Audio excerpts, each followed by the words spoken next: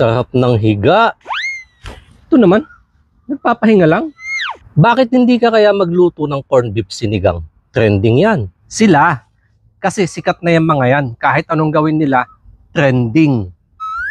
Kaya nga nag-request. Yung sayo, baka makatotohanan. Bakit? Totoo naman yun ah. Nakipagtalo pa. Ang dami nag-request oh. Bakit hindi mo kaya ito gawin? At saka nabasa ko yung comment ni Mrs. Kanayon, kaya wala kang magagawa, kailangan mo itong lutuin. Homemade corned beef, ginawa ko 2 days ago. At kung hindi mo pa napanood, gusto mo subukan, pa-scroll andyan sa mga upload ko. At may mga nagtaka, bakit finished product o munti na? Hindi ko kasi hinimay lahat. Nagtira ako ng chunky parts para dito sa sinigang. Gusto ko buo ang laman. Hindi katulad nung asalata, hindi mo mahuli sa kutsara. Parang lumalangoy sa sabaw na maliliit na isda. Malamig ang panahon, mahirap matulog ng hiwalay sa kama.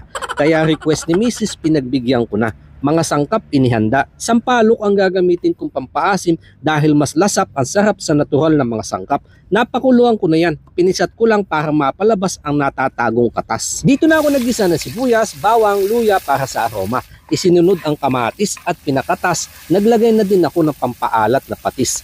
Beef cubes na pampalasa kasama ng paminta. Pinaghalo-halo ang mga sangkap, sinabawan ng pinaghugasan ng bigas upang lumapot ang sabaw.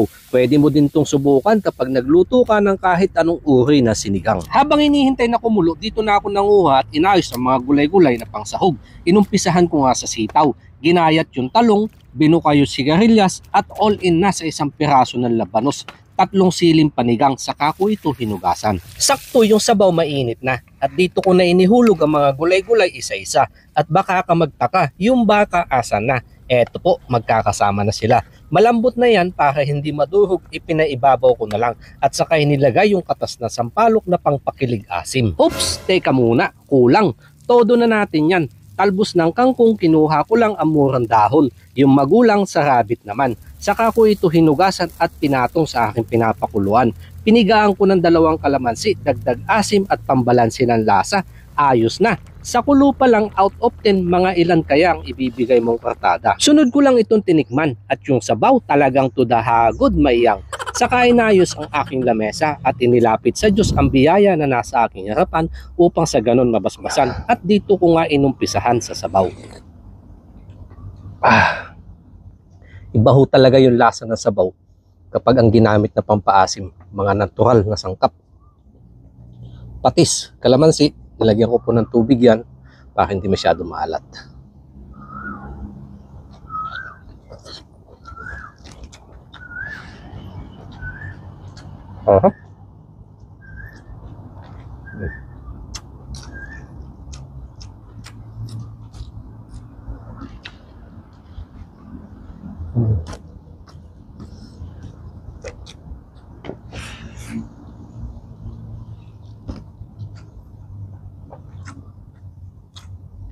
Naghihiwalay lang.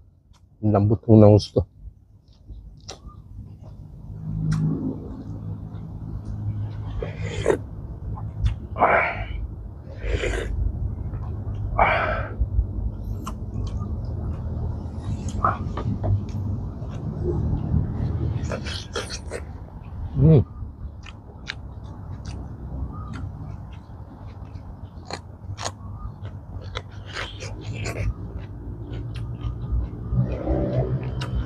Panalong sinigang.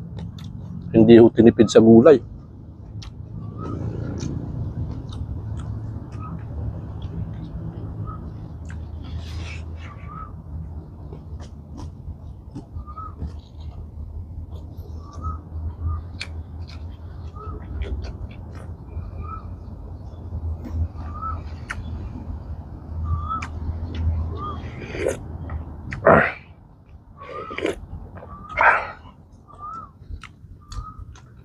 Sarap ng higupin ng sabaw.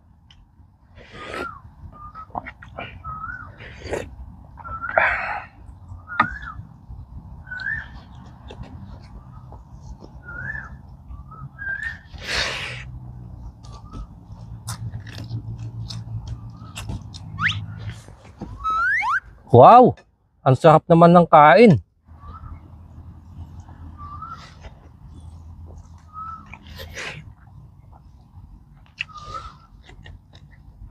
Pero bakit ngayon mo lang yung ginawa? Oh, ay ano naman? Sara Duterte na ngayon ang trending. Di bali na. Meron naman akong pang-ulam. Total, nakaluto ko na din. Baka naman pwede makikain. Yan. Diyan ka magaling. Sige na, kahit naman sabaw lang. Magluto ka din na sa'yo. Yung version mo. Baka mag-trending.